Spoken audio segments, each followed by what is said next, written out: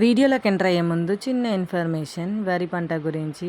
మన దేశంలో అత్యధికంగా వినియోగించే ఆహార ధాన్యం వరి. వరి ఉత్పత్తిలో భారత్ 2వ స్థానంలో ఉంది. ఫస్ట్ ప్లేస్లో అయితే చైనా ఉంది. భారతదేశంలో ఎక్కువ చిన్న కమతాల్లోనే వ్యవసాయం చేస్తారు. వేరే అభివృద్ధి చెందిన దేశాల్లో అయితే చాలా పెద్ద పెద్దగా ఉంటాయి కమత పరిమాణం. 1976లో వ్యవసాయ కూలీలు 24% ఉంటే 2011లో వచ్చేసి 45%కి పెరిగారు. అంటే కూలీల సంఖ్య ఎంత పెరిగిందో మీరే ఆలోచించండి. ఇప్పుడు వ్యవసాయంలో ఎక్కువ రసాయనిక ఎరువులనే వాడుతున్నారు. ఇలా చేయడం మంచిది కాదు. కొన్ని సంవత్సరాల తర్వాత ఆ భూమి పనికి రాకుండా పోతుంది. కాబట్టి సేంద్రియ ఎరువులను ఉపయోగించండి, భూమిని కాపాడండి. ఒకప్పుడు కలుపు బీకడానికి మనుషుల్ని పెట్టి కలుపు బీకించేది, కానీ ఇప్పుడు కలుపు మందు కొడుతున్నారు. ఎన్నిసార్లు అంటే అన్నిసార్లు కొడుతున్నారు. ఈ రసాయనిక ఎరువుల వల్ల ఆహార ధాన్యానికి కూడా చాలా ఎఫెక్ట్ అవుతుంది. సాధ్యమైనంత వరకు సేంద్రియ ఎరువులనే ఉపయోగించండి. హలో అందరికీ, ఇవాళ అయితే నేను మా అత్తయ్య వాళ్ళ ఇంటికి పోయినా. పిల్లలకైతే సెలవులు ఉన్నాయి. శ్రావణ శుక్రవారం అని 3 days హాలిడేస్ ఉన్నాయి. అప్పుడు నా తలకాయ తింటారు. ఇక అప్పలన్నా చేద్దాం, ఇక ఏదైనా తినడానికైనా ఉంటుంది ఇంట్లో అనేసి అత్తయ్య వాళ్ళ ఇంటికి అయితే పోయినా. మా అత్తయ్య అయితే పిండి కలిపింది, నేనైతే అప్పలు ఒత్తి నేనే చేసిన. పిల్లలకు సెలవులు వచ్చినాయంటే చాలు, ఏదన్నా ఒకటి ఉండాలి ఇంట్లో తినడానికి. ఎన్ని చేసినా మళ్ళీ దుకాణంలో కొనుక్కొని తింటూనే ఉంటారు. చేసి కూడా ఏం లాభం అనిపిస్తుంది, కానీ మళ్ళీ ఏం పెట్టబుద్ధి కాదు. నేను పిల్లలకు చాలా వరకు అయితే ఇంట్లో తయారు చేసినవి పెట్టడానికి ట్రై చేస్తాను. ఎక్కువ అయితే బయట అయితే కొనుక్కొచ్చి పెట్టడానికి నాకైతే ఇష్టం అనిపించదు. అప్పలు అయితే అయిపోయినాయి. అప్పలు అయిపోయినాక వేరే మా అత్త వాళ్ళు నాటేస్తారంట. నేనైతే ఇంతవరకు చూడలేదు. చూద్దాము, ఎట్లా పందిరింది కదా అనేసి దగ్గరే పక్కనే ఉన్నదని పోయినా. మనకన్నా బియ్యం పండిస్తే వస్తాయని తెలుసు, మన పిల్లలకి రేషన్ షాప్ నుంచి కొనుక్కొస్తే వస్తాయనే తెలుసు. కాబట్టి పిల్లలకి అప్పుడప్పుడు ఇట్లా పంట చేల దగ్గర తీసుకెళ్ళి వాళ్ళకి చూపించాలి. వీలైతే వాళ్ళతో కూడా చేయించాలి. చేపిస్తేనే వాళ్ళకు కూడా తెలుస్తుంది.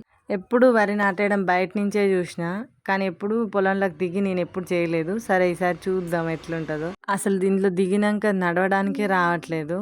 మస్తు జాగ్రత్త. కట్టలు కట్టడం ఇట్లా నాకు రాదు. పుప్పు అయితే ఒకసారి చూపిస్తుంది ఇట్లా కట్టాలని. ఫస్ట్ అయితే కట్టలు కట్టడం నేర్చుకున్నా నేను. చూస్తుంటే ఈజీగా అనిపిస్తుంది, కానీ చేసేటప్పుడే తెలుస్తుంది ఏది ఎట్లా చేయాలనో.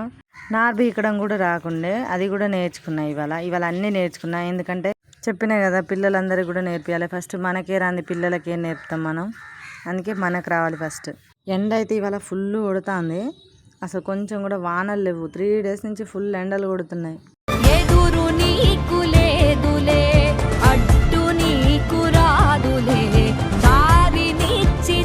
నేను సక్సెస్ఫుల్గా నేర్చుకున్నా నారు బీకడం, కట్టలు కట్టడం. అయితే ఇంకా నెక్స్ట్ ఆఫ్టర్నూన్ నాటేయాలి. ఇప్పుడైతే వీళ్ళు సాంగ్ పాడతారంట, చూద్దాం.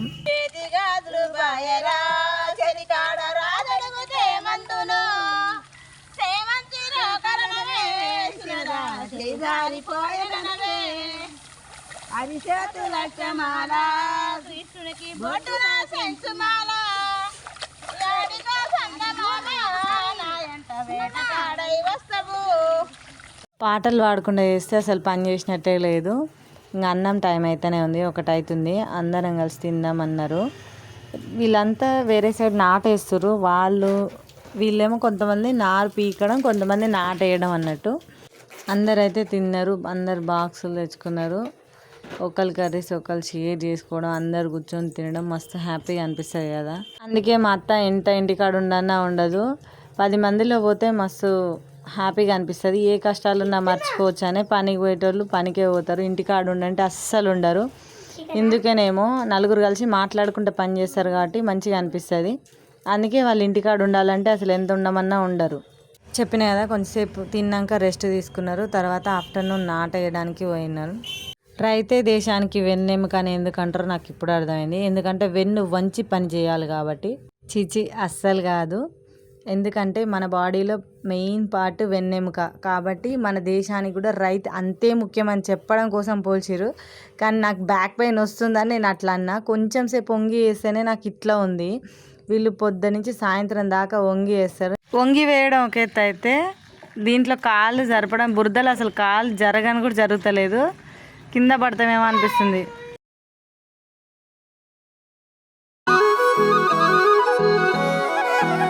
మళ్ళీ ఇప్పుడు పాట పాడతారో ఏమో.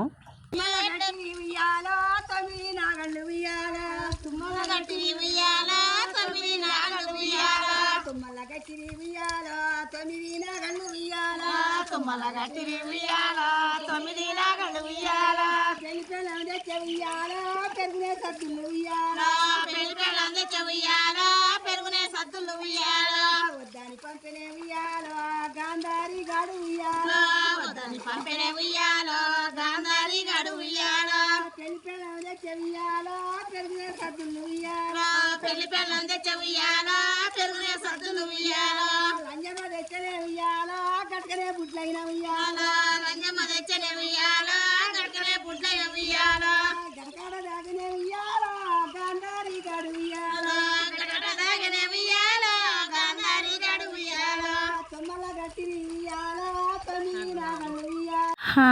నాటేయడం అయితే అయిపోయింది. ఇంటికైతే వచ్చేసిన. మళ్ళీ ఇంటి వెనకాల జామ చెట్టుకైతే జామకాయలు ఉన్నాయంటే చూద్దాం. జామకాయలు మాత్రం యాన్స్ ఉంటాయి, ఉన్నాయన్నీ కోతులే తింటున్నాయి. అయినా అది వాటి తప్పు కాదులే, అడవిని నరికేయడం కదా మన తప్పు. ఒకటైతే కనిపించింది, మరి వస్తుంది. ఇంకో కాయ కనిపిస్తుంది పండుది, చూద్దాం మరి అది పండు ఏంటిదో. పండు భలే దొరికింది. చిక్కున్నాయా? లేవు, పండ్లు లేవు. నేను నీళ్ళు కట్టి నేను చూడలేదే నిన్న దాన్ని. మరగా అంటే పుచ్చింది ఇది. కొద్దాంలే, కొద్దులే.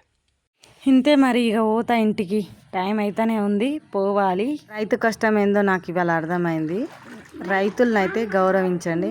Please do follow. Bye bye.